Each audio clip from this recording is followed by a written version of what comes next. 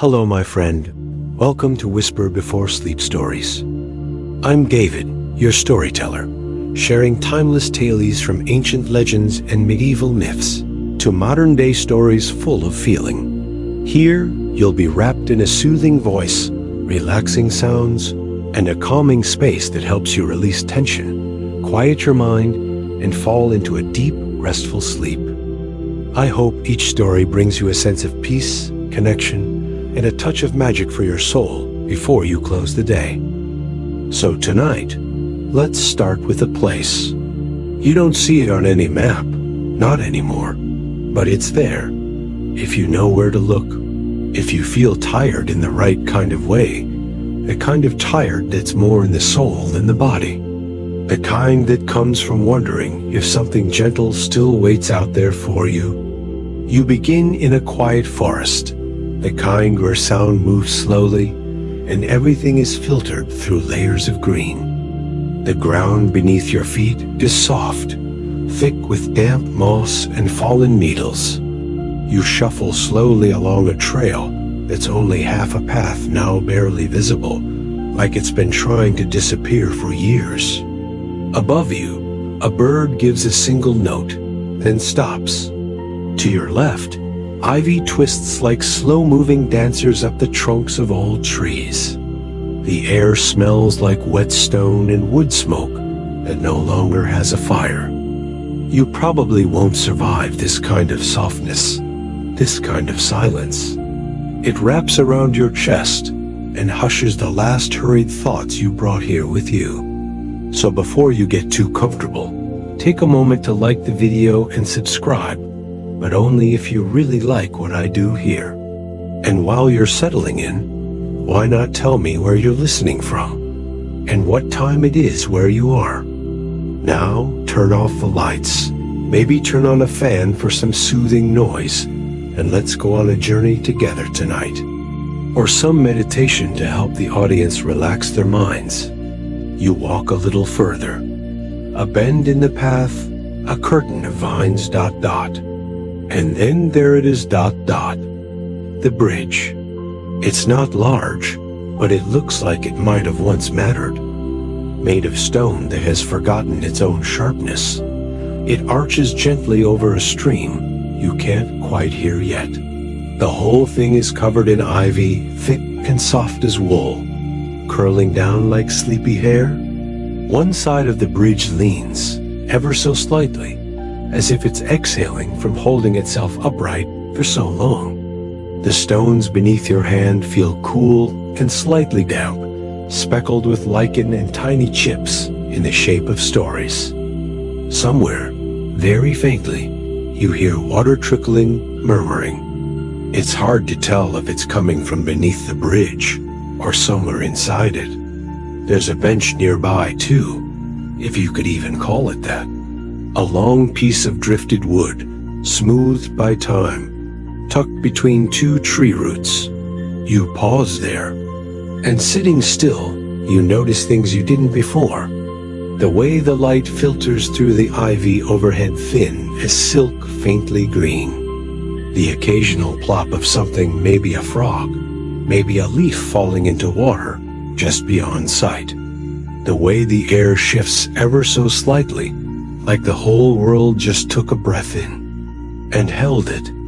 They say there used to be a sign here, nothing fancy, just a bit of painted wood. But even the oldest folks in the nearby village can't remember what it said. Some guess it warned travelers not to linger. Others believe it welcomed those seeking something they lost but couldn't name. No one's sure anymore, and maybe that's the point. You stand again and cross the bridge slowly. Each step feels like it's pulling you somewhere deeper, not forward, exactly, but inward. As you reach the center of the arch, the path levels out, and for a moment, it's so quiet you can hear your own breath. Then very faintly, you hear something else ... A hum. Not mechanical, not music either. Just ... Something alive, low and steady. You crouch down and press your ear gently against the stone. And there it is, like the earth is whispering beneath your feet. Like the bridge remembers something. Like it's waiting. There's a story here. You can feel it, and you'll stay a while longer to hear it. The hum doesn't leave you. Even as you rise and cross to the far side of the bridge, it stays with you low and warm, like a memory just outside your grasp. And that's when the story comes to you, not as something told, but something remembered. Like the bridge itself is passing it along. They say a long time ago, this stone arch wasn't meant for travel at all. It was built for love. The stonemason's name has been lost to time. Most simply call him the Weeper now, though no one quite knows if that name came before the tears or after. He was a quiet man, broad-shouldered and gentle-eyed, with hands that held both strength and tenderness. He worked in the nearby village, carving hearths and arches and doorways that still carry the weight of warmth today. But one spring, a traveler passed through. A woman from the southern coast. She sold spices in folded silk bundles and spoke with laughter in her vowels. No one knows what she saw in the stonemason or what he saw in her, but the villagers noticed how he started humming while he worked, and how his chisel paused sometimes, as if listening to something far away. She didn't stay. Most travelers don't. But before she left, she gave him a tiny tear-shaped stone pale blue, smoothed by sea. She told him it was a gift from the tide. He kept it in his pocket. And after she left, he disappeared from the village. For weeks, no one saw him. But then someone wandered down this path, the same fading trail you've just followed, and found him here. The bridge had never been there before, but there it was now. Half finished, covered in ivy that hadn't had time to grow yet. The stonemason lived beneath it while he worked, they say. Not just during the day, but always. He carved the arches by moonlight, chiseled the balustrades while mist clung to his hair. He used stones from 3 different regions, chosen not for strength, but for tone. If you knock gently on the 4th stone from the right, you reach out now and touch it. It gives a sound like a bell buried in water. He built slowly, carefully, tenderly. And when he was done, he embedded the blue tear-shaped stone inside the underside of the arch, just beyond sight, just above where the water trickles through now. People say if you listen closely, the bridge hums with that memory of longing, of building something not to cross, but to keep someone close in another way. And then one day, he vanished again. No note, no sign, just gone. Some think he returned to the coast to find her. Others believe the bridge was enough, that he had poured all his longing into stone and left it here, humming forever. But no one knows for sure. And that question why he built it, what it meant, whether he ever saw her again, it lingers, like a sigh caught in ivy. You take another step and feel the air shift again. Cooler, wetter, the hum softens behind you. And in its place, the faintest trickle of water becomes clearer. You step off the far side of the bridge and follow the slope downward, your shoes brushing moss and scattered petals from trees whose names you don't know. The path narrows, twists once, and fades completely. But the water keeps calling, and soon you find it not a stream, not exactly, more like a ribbon of light slipping between stones, just wide enough to follow. You crouch, press your fingers into it. The water is cold, startlingly so, but clean, like snowmelt that never lost its clarity. It disappears beneath a large outcrop, half concealed by vines. You brush them aside, and there dash, yes, dot, dot, an opening, not a cave, not quite a tunnel, just a low space carved by time and water. You pause, and the stillness around you answers with permission. You duck down and begin to move forward, hands brushing the stone walls for balance. The deeper you go, the softer everything becomes. Light, sound, time. There's no fear here, only curiosity. Somewhere behind you, the hum of the bridge lingers faint, but still there. And somewhere ahead, water is waiting. Not rushing, not roaring, just dot, dot, waiting. You move forward gently, and with every step, the space seems to widen, as if it too has been holding its breath for a very long time. The light doesn't return all at once.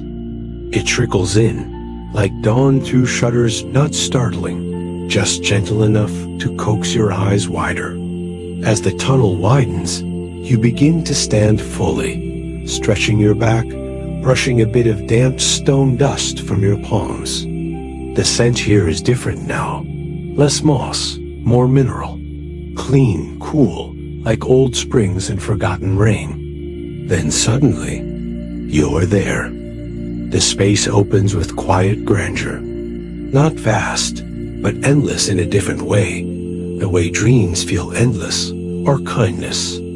A hidden hollow beneath the bridge, shaped not by tools, but by time. And at its center, the lake. Not a wide lake, not deep, just perfect. It glows softly, not with light from above, but from within. The water surface is still, smooth as silk left untouched, and it reflects nothing of the ceiling, only you, as if to say, yes, you're here. The ceiling above curves like a cradle, hung with long threads of ivy and roots that drink from the air itself. Tiny droplets fall at intervals, each one landing on the lake's surface with a sound like a lullaby's breath. You step closer, and the air changes again so softly, you feel it more than hear it. Like a sigh of welcome. There's a stone bench here, worn smooth by time and waiting. It fits your body exactly. You don't question this. You simply sit and breathe. The silence is not empty. It is full of everything that has ever paused here. Every traveler who wandered too far, every child who followed a curious sound, every soul who needed something they couldn't quite name. And among them was a scholar. She lived in the nearby monastery, centuries ago, when the bridge above was still young. A woman of few words, and even fewer needs. She spent her days among scrolls, translating old dialects and cataloging half-forgotten myths. But one day, she found something that didn't fit. A mention of a place, a still lake, beneath the roots of a bridge that was built for sorrow. A lake that showed your reflection not as it was, but as it remembered you. She searched for years. No one believed her, but she kept reading, kept translating, kept following threads of story like a weaver at dusk. And then one morning, she disappeared. No one saw her leave. But on her writing desk, a single word had been written in calligraphy so delicate, it looked like wind. Below, to this day, her journals remain incomplete. Scholars argue about their meaning. Some say the lake was metaphorical, a symbol of inner stillness. Others believe she simply went mad. But a few, a very quiet few, believe she found it and sat here, just like you. You look into the lake again, and this time, you see something more. No one saw her leave. But on her writing desk, a single word had been written in calligraphy so delicate, it looked like wind. Below, to this day, her journals remain incomplete. Scholars argue about their meaning. Some say the lake was metaphorical, a symbol of inner stillness.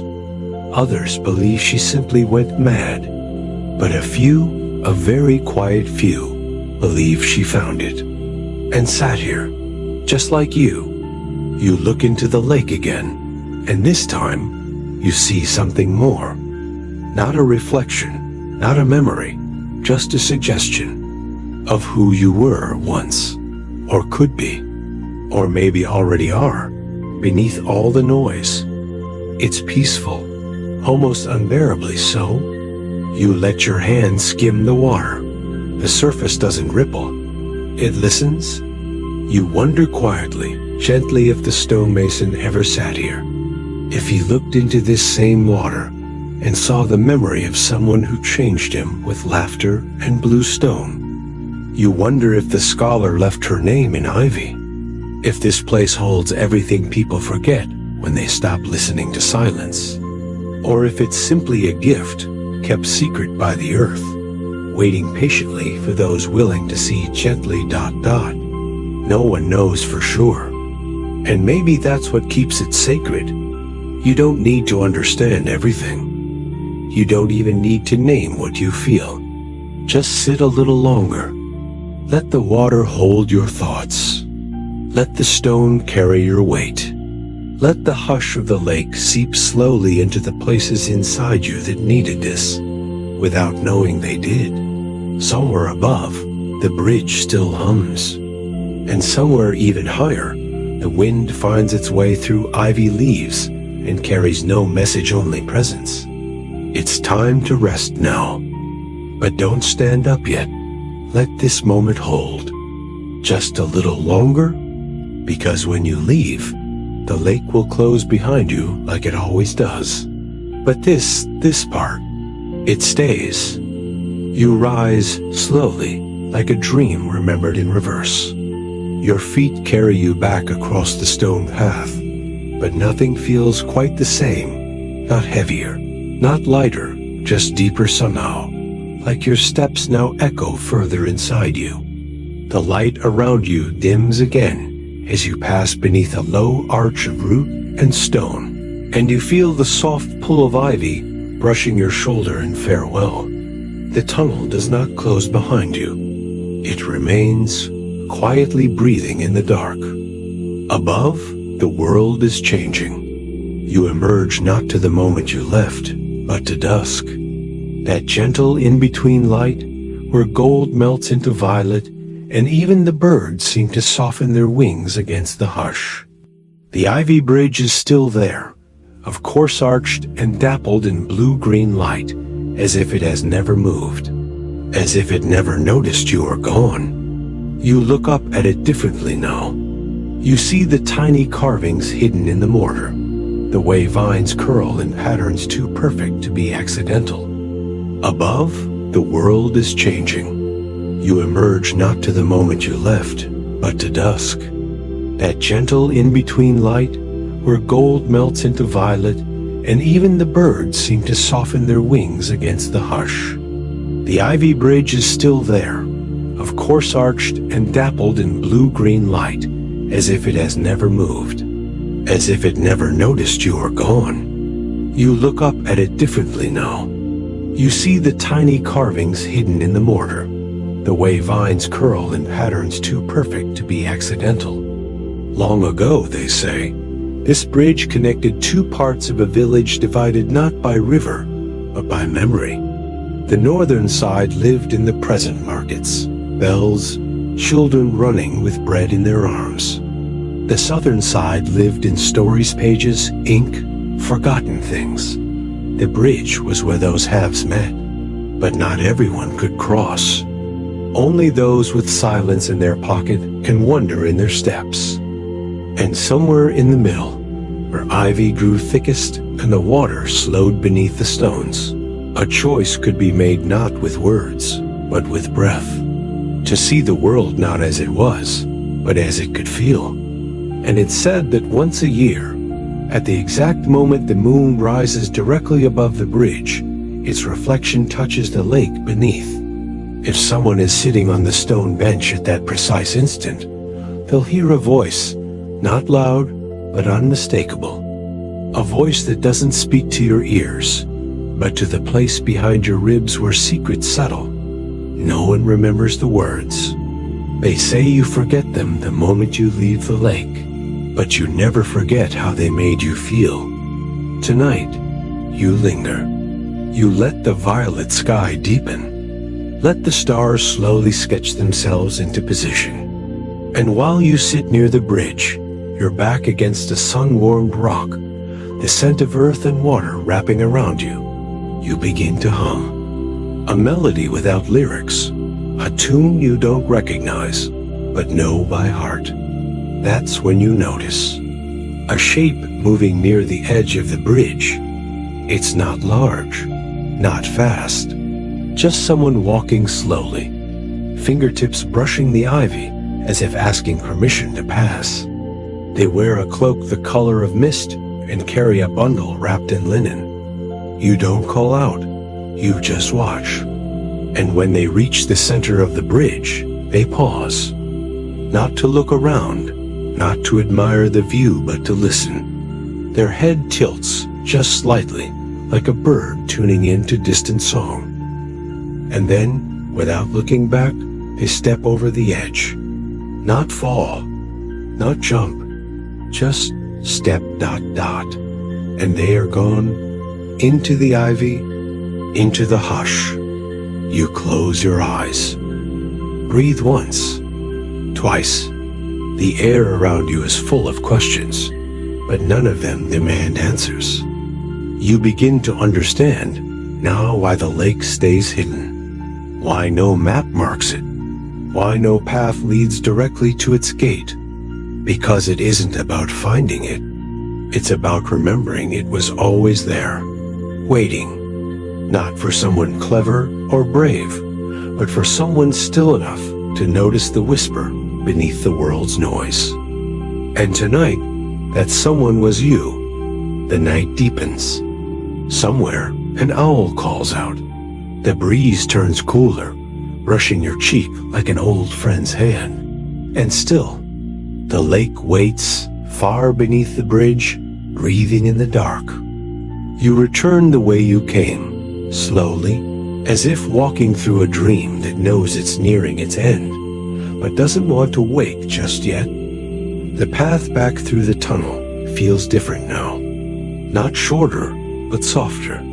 The air carries a warmth it wasn't there before, as though the lake itself is exhaling gently, aware of your presence and your leaving. Your fingers trail the stone again, but this time with familiarity, like greeting the spine of a favorite book. The secret lake hidden beneath the ivy bridge. As you step once more into the lake's hidden chamber, the water lies still, as if waiting. You don't speak. There's no need to. The silence here has always been the kind that listens. You glance back once toward the slit of a passage where the garden waited. The tree, the bowl, the wall of names, each one etched, now not just in stone, but somewhere within you. A quiet place where the soul stores echoes. Above you, ivy dangles lazily over the edge of the bridge, trailing down like strands of a dream you barely remembered upon waking. There's something different about the ivy now. In the dappled moonlight, you notice a shimmer to it. Not unnatural, but ancient, like dew that remembers starlight. One strand, longer than the others, nearly brushes your shoulder. You look up and spot something curious. Carved into one of the support stones, just beneath where the ivy begins, is a symbol. A spiral, just like the one Parisa once drew for Darius. You smile. To this day, no one knows for sure if those symbols had specific meanings: maps of wind, portals of thought, memories encoded in geometry. Some say they were simply meant to guide dreamers, not in direction, but in awareness. A way to say, yes, you've arrived. Now soften. You lean back and close your eyes for a moment, and in the hush, your thoughts drift to legends. Not just those passed down in books and songs, but the quiet ones born in hidden places, shared between wind and water, ... There's one about a bridge, people say, that stands in the wrong place, ... A bridge with no road, no town, no destination. They say that those who stand beneath it sometimes vanish not forever, but just long enough to return with something changed. A slowness to their voice, a gentleness to their gaze, a kind of pause just before speaking, as if they're remembering something before replying. Researchers still wonder if the stories stem from a real site, perhaps in northern Persia, perhaps farther west.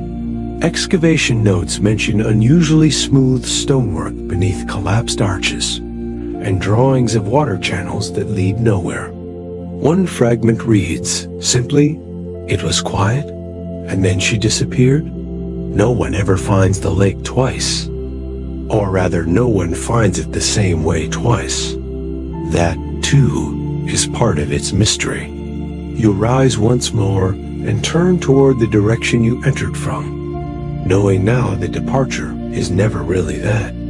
The air moves around you, slow and sweet, and your footsteps echo not as sound, but as softness. Above, the bridge arches in shadow. Behind, the garden dreams. And ahead? Ahead is the rest of your life, but it feels lighter now. Not because anything has changed, but because you have. You carry something new, or maybe something old, rediscovered. Like a lake beneath a forgotten bridge. Like silence that teaches.